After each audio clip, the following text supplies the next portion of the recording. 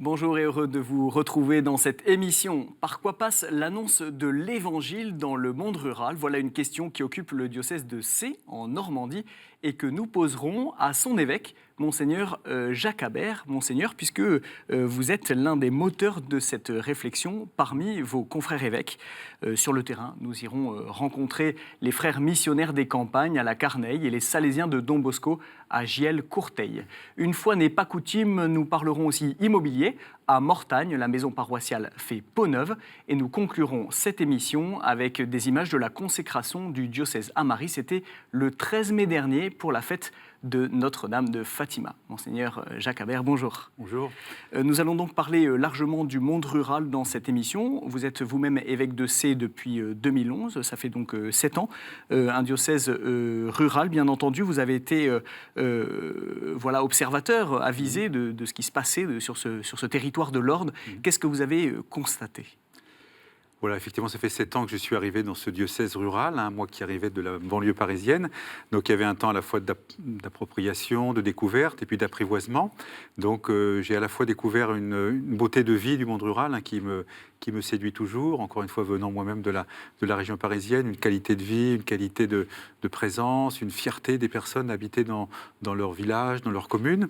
Et puis en même temps, voilà ces difficultés dont on parle souvent, quand on parle du monde agricole, du monde rural, et bien d'un département qui perd des habitants, d'un département qui a des difficultés au niveau économique et qui connaît des souffrances. Donc il y a une espèce de contraste et de paradoxe d'une vie qui, à mes yeux, est plus belle dans le monde rural et plus humaine, avec beaucoup de qualité de vie, encore une fois.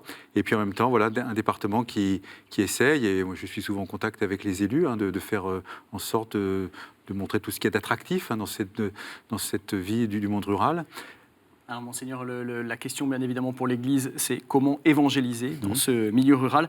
Cette question a été au cœur des rencontres de Giel. C'était le lundi 21 mai dernier, lundi de Pentecôte, au collège et lycée agricole tenu par les Salésiens de Don Bosco. Depuis 1936, ils sont présents à Giel-Courteil dans cet établissement. Église, que fais-tu du rural? C'était le thème de ces rencontres. Et pour l'occasion, notre journaliste Antoine Coty est retourné l'espace d'une journée sur les bancs de l'école. Ils étaient plus de 120 personnes réunies aux rencontres de Giel pour discuter de la place de l'Église dans le monde rural et des nouveaux défis de l'évangélisation. Parmi les intervenants, Jean-Marie Petitclerc est revenu sur l'importance de l'éducation dans l'évangélisation, en particulier ici, dans l'établissement salésien de Giel, qui dépend donc de Don Bosco. Ce prêtre italien avait dans sa pédagogie 3 piliers, la raison, la religion et l'affection. Continuons ici, dans cette belle œuvre de Giel, à mettre en œuvre cette pédagogie de Don Bosco que nous tentons d'actualiser et combien elle nous paraît importante aujourd'hui dans ce monde rural où certains désespèrent, où certains ont du mal à y voir clair sur demain. Je dirais que éduquer chrétiennement, c'est faire du jeune quelqu'un capable d'initiative parce qu'il a confiance en lui, quelqu'un porteur d'espérance et quelqu'un capable effectivement d'être un agent de fraternité. Les élèves, pour la plupart internes, ont donc un programme où la spiritualité se vit au quotidien, dans un lieu de formation et de croissance humaine et spirituelle. Don Bosco disait « évangéliser en éduquant, éduquer en évangélisant ». C'est pour vous dire combien l'éducation et l'évangélisation sont liées dans la formation salésienne.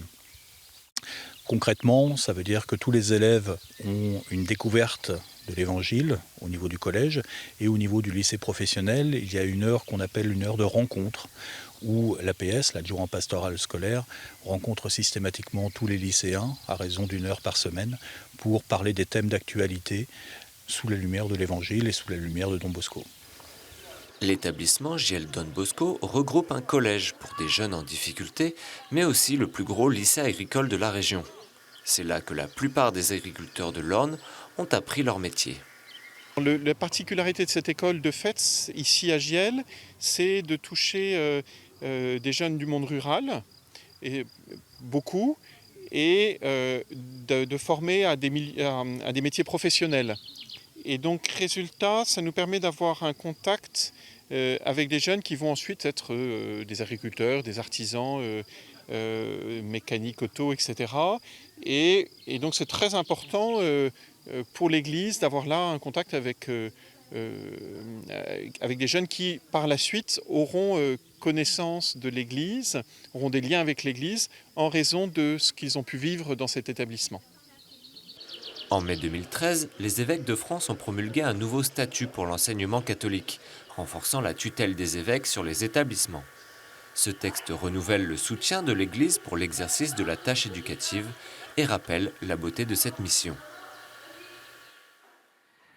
Monseigneur, à quel défi cette formation agricole entend-elle répondre, sachant que nombreux sont ceux qui feront le monde rural de demain et qui passent dans cet établissement, par exemple à Giel? Voilà, tout à fait. Il y a 33 établissements dans mon diocèse qui sont le maillage un petit peu de la présence de l'Église à travers les écoles. Et donc cet établissement est très intéressant et très important. D'abord, comme l'a souligné tout à l'heure le reportage, il y a un certain nombre d'élèves qui des fois ont été en difficulté, qui sont accueillis. Et donc c'est le souci des plus fragiles et des plus pauvres. Et puis aussi sans doute de revaloriser cette profession d'agriculteur que des fois certains peuvent, qui est un petit peu mise en cause, des fois par la société même aujourd'hui, en disant les agriculteurs c'est un métier difficile. Et étant allé au Salon de l'Agriculture au mois de février dernier, j'en ai mesuré effectivement à la fois toute la difficulté, mais aussi toute la beauté. Et donc là, il y a à la fois, comme Saint Jean Bosco le demandait dans ses principes éducatifs, à la fois de former ces jeunes, de leur donner une vraie compétence professionnelle, et puis d'être armés pour finalement relever les défis de l'avenir, et en même temps que cela se vive dans un climat chrétien. Donc j'étais par exemple à l'Ascension, dans cette école où j'ai baptisé une jeune, confirmé, puis fait aussi des professions de foi. Donc voilà, ils accueillent bien sûr tous les jeunes, le statut de l'enseignement catholique le prévoit, et en même temps, ils essayent, en fonction des charismes des uns et des autres, de proposer la foi, d'évangéliser et de montrer le lien entre effectivement la vie professionnelle qu'ils vont mener et puis cette foi chrétienne qui doit les habiter. Monseigneur, on sait que ces dernières années ont été très dures pour l'enseignement agricole. Plus globalement, sur l'école, si l'on suit les projections statistiques, d'ici 10 ans, l'Orne devrait perdre 5000 élèves, 500 par an en moyenne. Est-ce qu'il y a de quoi être pessimiste ? C'est ce que j'évoquais tout à l'heure au début, c'est-à-dire qu'il y a de fait un déficit démographique qui va s'accentuer. On nous a donné, le rectorat nous a donné ces chiffres, 5000 élèves en 10 ans de moins, donc c'est vraiment une difficulté qu'il ne faut pas se cacher. Et il y a pour nous essayer de faire en sorte que les petites écoles notamment puissent rester, que les petites écoles puissent être au plus près des communes et des villages, pour faire en sorte que un des maillons de ce vivre ensemble qui est difficile dans le monde rural, puisse être assuré par les écoles. Et en même temps, on voit bien qu'une école où il y a simplement 3 ou 4 classes, ce n'est pas très facile à vivre, à la fois pour les enseignants, pour les chefs d'établissement. Donc il y a une tension, vous voyez, qu'on essaye vraiment de maintenir au plus près la présence de l'école et à travers elle une certaine présence d'église. Et en même temps, il y a des fois une masse critique, disons, à partir de laquelle un établissement ne peut plus continuer sérieusement sa mission. Qu'est-ce qui vous permet de garder l'espérance, quoi qu'il arrive ? Ce qui me permet de garder l'espérance, c'est de voir la foi et l'enthousiasme des chefs d'établissement, des enseignants. On a parlé des APS aussi, des aides en pastorale scolaire. Il y a un certain nombre de personnes, de parents bien sûr aussi, qui sont attelés à cette tâche. Et moi, visitant régulièrement les écoles, même si la réalité est très modeste, je vois les gens qui ont la foi, qui y croient. Et ça me donne vraiment de l'espérance. Vous allez aussi faire des visites pastorales à partir de septembre 2019 jusqu'à juin 2019. Ce sont 10 visites pastorales dans les 10 pôles missionnaires de votre diocèse, avec 10 thématiques très ciblées. Emploi sur les territoires ruraux, agriculture en évolution, nouveaux modes de consommation et de production, réforme territoriale et bien d'autres. On n'est pas là dans des questions de gestion des équipes pastorales, c'est vraiment des thèmes de société qui touchent le monde agricole, qui touchent l'ensemble de la société. C'est inédit, ça ? Si vous voulez, régulièrement, un évêque doit faire des visites pastorales. J'en ai fait une quand je suis arrivé, j'ai visité toutes les paroisses et je me suis dit, voilà, je vais refaire une visite pastorale, mais je vais braquer le projecteur sur la situation du monde rural, avec des thèmes que vous venez de souligner, très, très profanes, entre guillemets, mais qui sont finalement en logique avec ce que le Concile Vatican II avait demandé aux chrétiens. Vous savez, c'était belle expression, les joies et les peines, les espoirs et les angoisses des hommes de ce temps sont les joies et les peines des disciples du Christ. Vous voyez, connaître le monde rural, appréhender les défis qu'il doit relever, et puis après, à partir de cette rencontre, en vérité, bien sûr, nous, comme Église, voir comment nous allons nous situer, comment nous allons pouvoir continuer la mission d'évangéliser et de proposer la foi. Mais ça ne peut pas se faire hors sol, il faut prendre le temps de la connaissance et de la rencontre. Qu'attendez-vous de ces rencontres ? J'attends que, à la fois moi, pour ma propre gouverne, j'allais dire, eh bien, j'en reçois évidemment un certain nombre d'enseignements parce que je suis quelqu'un qui essaye de comprendre, d'écouter, de découvrir, de mesurer les enjeux. Et puis, à travers ma présence, eh bien, que ce soit tout le diocèse, toutes les communautés chrétiennes qui soient sensibilisées à toutes ces problématiques. Et encore une fois, c'est en les connaissant, en appréhendant toute la complexité, qu'après, nous pouvons, j'allais dire, arriver avec cette connaissance portant notre espérance, portant aussi un savoir-faire. Je pense à toute la doctrine sociale de l'Église, sur un certain nombre de questions. Je pense à la réflexion du pape dans son encyclique Laudato Si, que les chrétiens ont pour mission d'apporter dans une contribution à tous les défis qui se posent aujourd'hui au monde rural. Alors Laudato Si, on va en parler tout de suite. C'est une autre présence de l'Église catholique dans ce monde rural. 4 frères missionnaires des campagnes se sont installés en 2012 à la Carneille. C'est un petit village, 500 habitants. Ils ont fondé un prieuré pour assurer une présence de l'Église en milieu rural et réfléchir aux problématiques écologiques. Notamment, notre journaliste Antoine Coty s'y est rendu. Les frères Claude, Paul et Emmanuel habitent près du bourg de la Carneille, dans cette maison en pierre. Membres de la congrégation des frères missionnaires des campagnes, les religieux ont posé leurs valises ici, dans le prieuré Saint-François d'Assise. Avec frère Dominique, ils vivent une vie simple en communauté où ils ont fait preuve de chasteté, de pauvreté et d'obéissance. Nous sommes là depuis bientôt 6 ans, avec comme projet de vivre notre vie de frère. Déjà, c'est ça la base quotidienne de prière, de partage, de travail, de partage de la vie des gens. Alors, oui, on a l'accent du partage de la vie par le travail, de la vie associative. Et puis, tous les 4, on est associés aussi à l'écologie. Mêlant donc écologie et vie locale, les frères Emmanuel et Dominique travaillent chez des particuliers en participant à des travaux de rénovation ou de jardinage. Une activité créatrice de lien social en plus de la culture du jardin biologique en contrebas de la maison.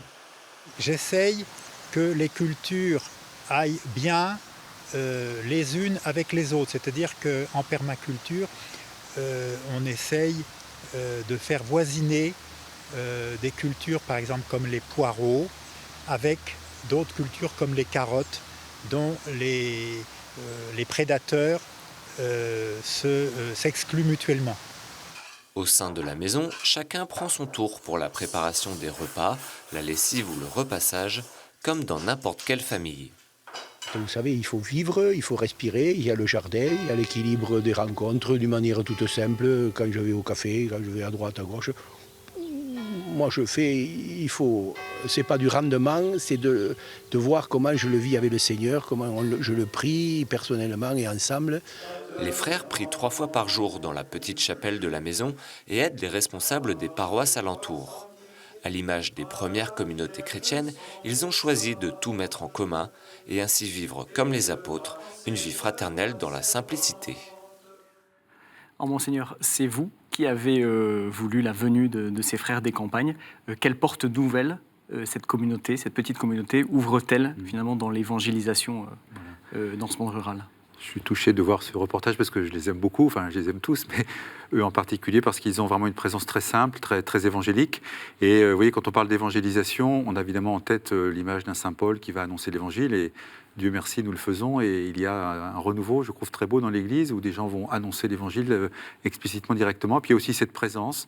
Voilà, ils sont là dans un petit village de 500 habitants, ils connaissent toutes les personnes, ils ont porte ouverte et on voit qu'à travers ce témoignage qui est souvent silencieux, qui est modeste, qui est de connaître et de comprendre les réalités de ceux qui sont avec eux, eh bien ils portent un beau témoignage de vie évangélique, de vie chrétienne et je sais que depuis qu'ils sont arrivés, eh bien c'est tout autour du village, toute une belle animation qui existe et puis alors chaque année ils proposent autour de la fête de la création un certain nombre d'activités qui font qu'à travers ce témoignage souvent silencieux et j'allais dire dans l'engagement de leur existence, un vrai témoignage de foi et de vie chrétienne. Cette attention à l'environnement, à la création, c'est une question aussi pour les chrétiens de cohérence de vie aujourd'hui. Il n'y a plus le choix. Voilà, je pense que vraiment l'encyclique Laudato Si va faire date dans tout ce que va nous apporter le pape François. Et il y a effectivement c'est à la fois une urgence de ce qu'il appelle la maison commune, qu'il faut sauver, qu'il faut préserver, et puis une cohérence. Et puis pour nous chrétiens, vraiment cette idée que la création qui nous est donnée nous renvoie au Créateur. Et ça, c'est vraiment une des grâces, je trouve, du monde rural.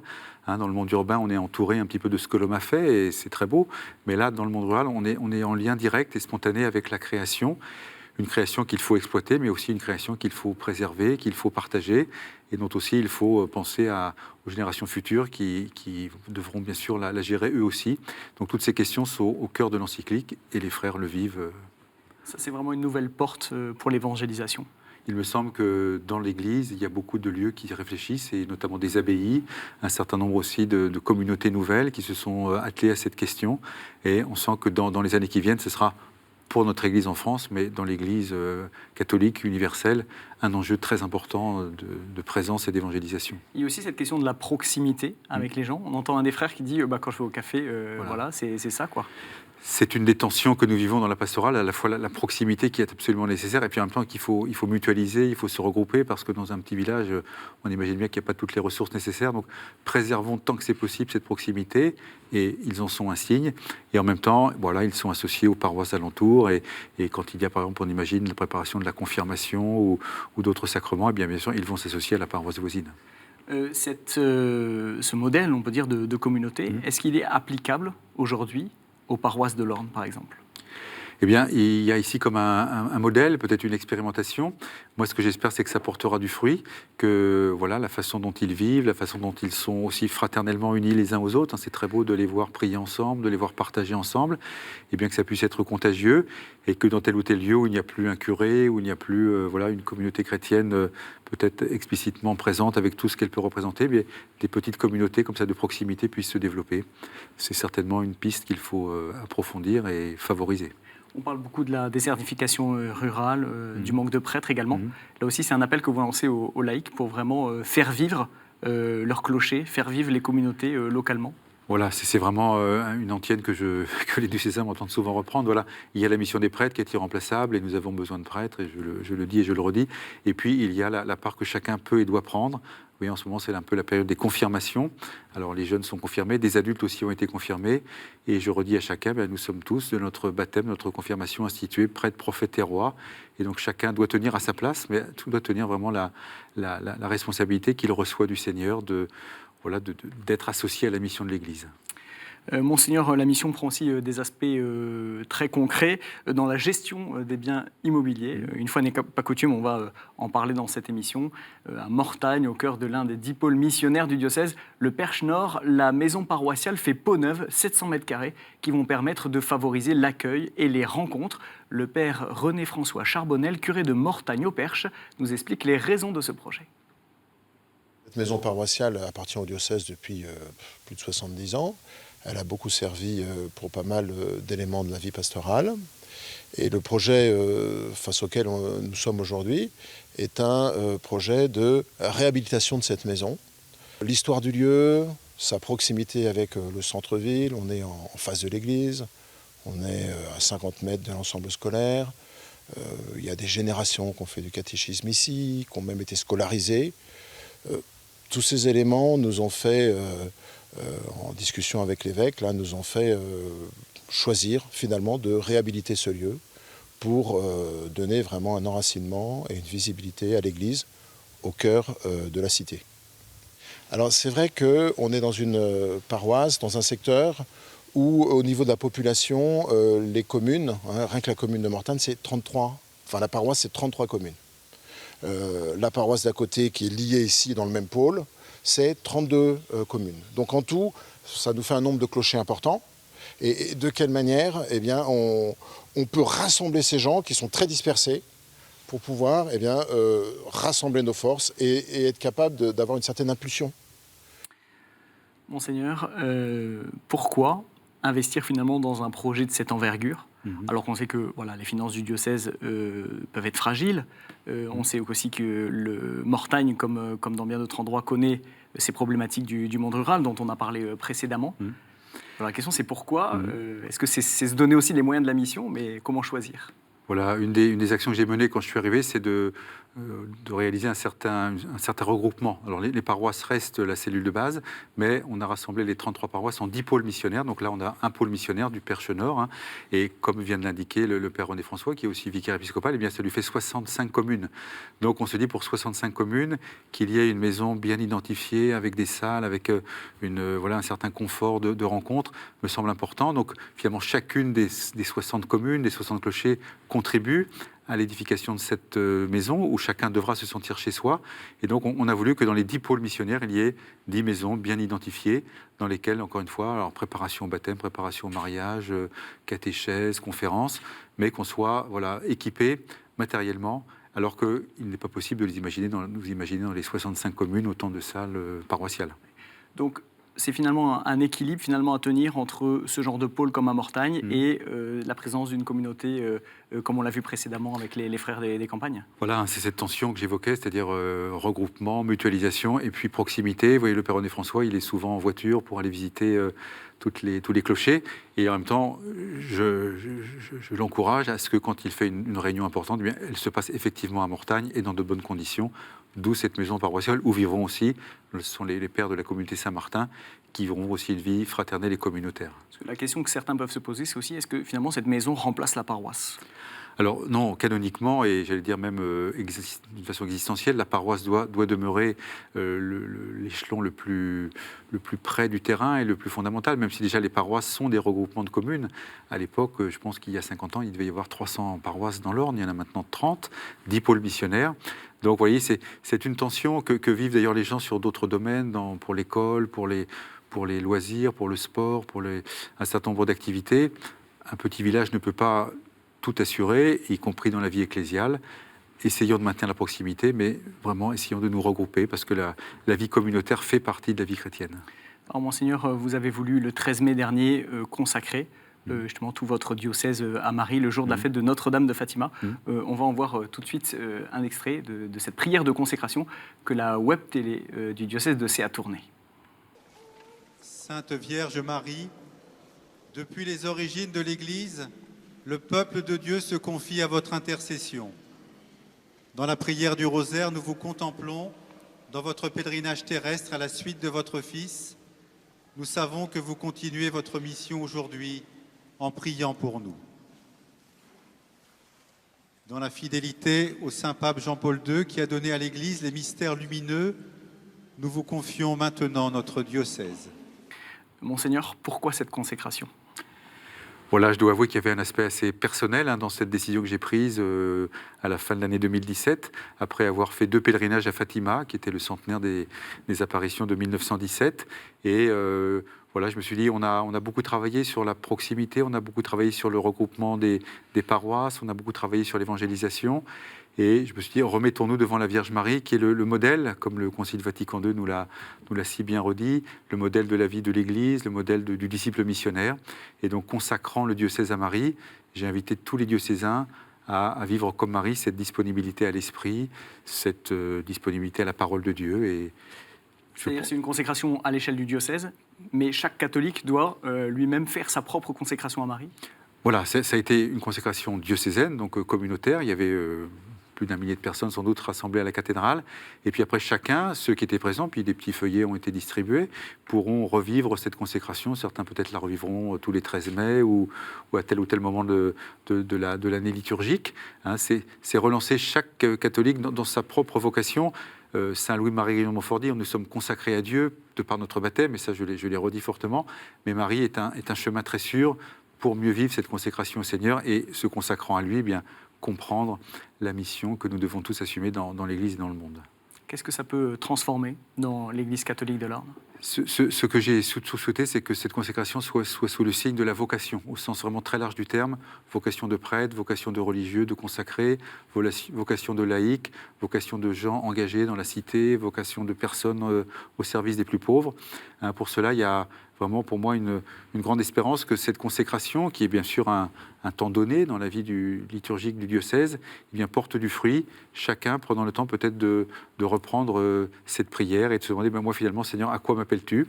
et de répondre comme la Vierge Marie, je suis la servante du Seigneur, que tout se passe pour moi selon ta parole. C'est vraiment ce que je désire pour chaque catholique, et si chaque catholique le fait, eh bien c'est vraiment tout le diocèse qui en bénéficiera. C'est tout le bien qu'on souhaite aux catholiques de votre diocèse. Merci Monseigneur de nous avoir rejoints sur ce plateau. Merci. Et merci à tous pour votre fidélité. Si vous souhaitez en savoir plus sur les actualités du diocèse de Sées, rendez-vous sur le site www.orne.catholique.fr. Vous pouvez aussi revisionner cette émission sur le site de KTO et la partager sur les réseaux sociaux. À la semaine prochaine, au revoir.